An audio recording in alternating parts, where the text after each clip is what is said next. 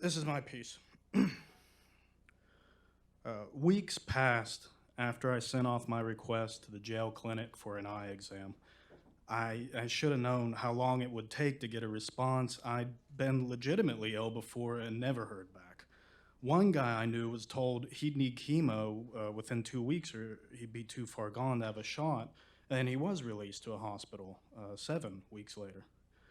I just wanted glasses. I had no chance. The $50 my girlfriend sent me was making me crazy. The temptation of blowing it all on potato chips and Tang becoming greater each day. I was losing weight and going mad, and I had so many unanswered questions, prayers. Glasses would help, right? Tang would help. Debit phone calls and letters and jacking off would help, but nothing helped. Why couldn't the clinic reply? Eyeglasses didn't seem like such a big thing to ask for. A month went by before I was called for my appointment. On the way to the clinic, I passed the infirmary. A sick man with a bandaged head stared at me with his one good eye. A nurse with a police badge took him by the arm and guided him into a room, closing a curtain behind them. I stepped through a metal detector into the clinic. The waiting area was nearly full. I was lucky to find a seat. The room smelled like meat. We had to all sit there for a long time, and there was no music. From my seat, I looked into the cracked door of a dentist office. There were two of them, the dentist and the guy who was working on, and they were funny. They were funny to look at. One would squirm, and the other would jolt back, and one would make a fist, and the other would grab the arm of the chair. And through the narrow slit, we viewed them. Who was difficult to make out. And everyone watched for a while. I heard a muffled yelp and saw something fall down to the floor with a click, click, click, click. And the guy shot up, and he shook the dentist's hand and walked out to the front desk. "Motherfuckers," he said, his mouth stuffed with bloody cotton. "They won't even let me keep my tooth." The receptionist nodded. "Well, you know you can't keep it. It's against the rules." "The fuck I do with a tooth? Escape?" "Don't forget to sign out," the receptionist nodded. "Escape is a fucking tooth? Sorry." "What the fuck is wrong with this place? I hate this place." "Yeah, well, we all hate it," the officer next to the desk chuckled. "So what floor are you going to?" "Toe." More time passed. Someone got up to use the bathroom. The officer at the front desk farted. There was nothing to read besides a poster warning of the dangers of hepatitis, which I got a shot for that when I first came into the jail. They said there'd be more, but there never were. I almost fell asleep. To stay awake, I ripped the cuticle from my pointer finger, and that bled.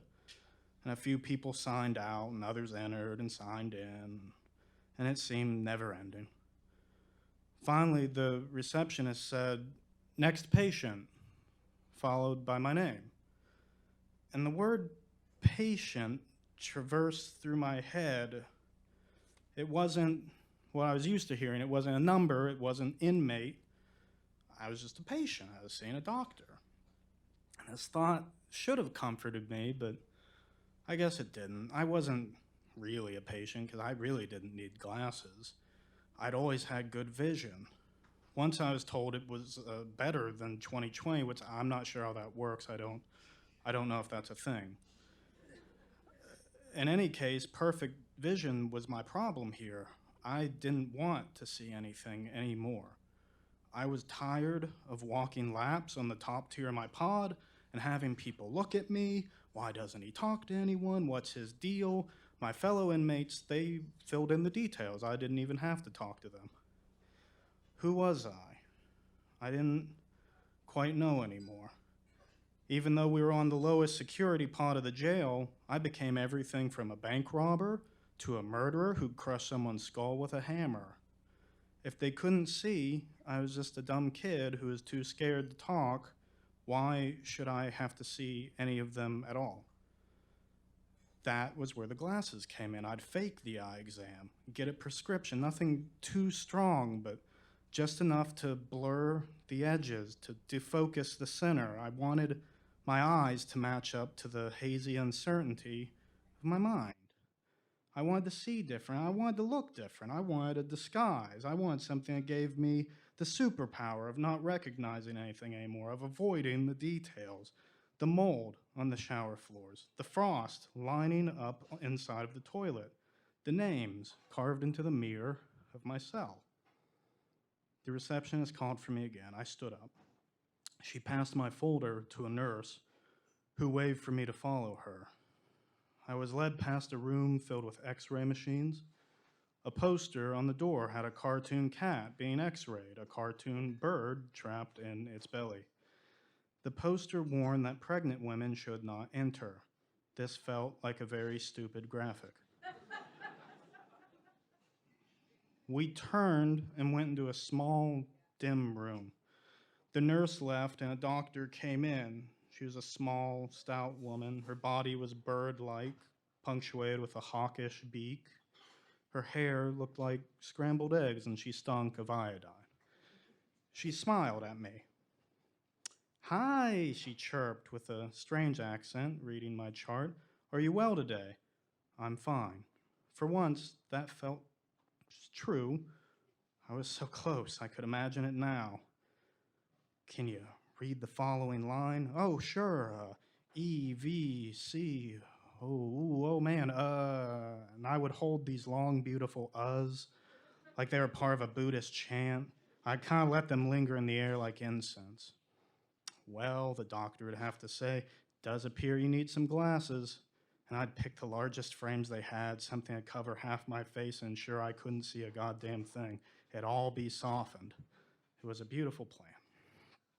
"Well," the doctor said, rattling me from my thoughts, "today you're going to be getting your last shot for the hepatitis vaccination.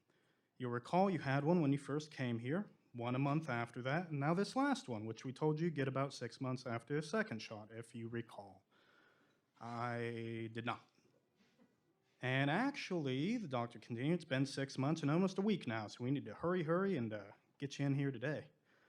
I felt ill, and it was a good thing I was in the clinic. "So," she grinned, "go ahead and roll up your sleeve." "Wait," I said, "I'm here to get eyeglasses." I looked around the room. "Right?" She said nothing. "Right?" I repeated. "No," she said.